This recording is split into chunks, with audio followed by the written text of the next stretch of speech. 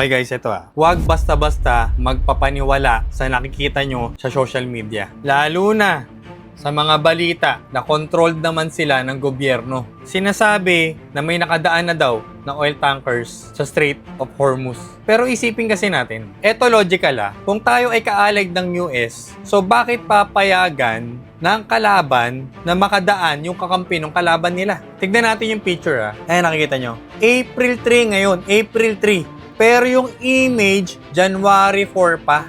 Hindi ba red flag na agad yun? Hindi ako aware na bago na pala yung schedule ng April Fools. O talagang pinost nila yun dahil pang April Fools. Tapos tignan natin yung post ng Iran military. Basahin natin For some reasons, Filipino ships will also be allowed to pass through the Strait of Hormuz.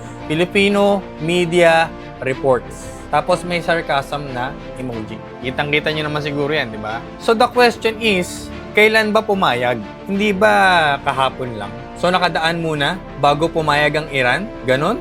Isipin nyo maigi Kung talagang nakakadaan at nakakabili ng langis sa Strait of Hormuz, bakit hindi binababa ang presyo ng langis? At pataas pa ng pataas. So payag kayo, hindi malabo na baka umabot na ng 200 pesos yung crudo. Medyo nahihiya pa, medyo mahihiyain pa yung gobyerno Mahiyain pa no? So ano mas kapanipaniwala? Na may tinatago o may pinapalabas lang para kontrolin ang takot ng tao? Hindi lahat ng nakikita nyo online ay totoo. Minsan ingay lang para magmukhang totoo lang na may nangyayari. So mag-isip at huwag magpauto. Simpleng katanungan pero walang maisagot kasi mas pinipiling maniwala kaysa mag-isip. So paminsan-minsan pagganahin natin yung logic, huwag patanga-tanga sa sokmed.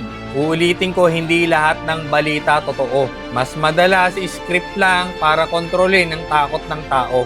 Walang ilalabas na katotohanan ang mga binabalita. Karamihan, public stunt. So kung naniniwala ka, so be it. Hindi para sa ito.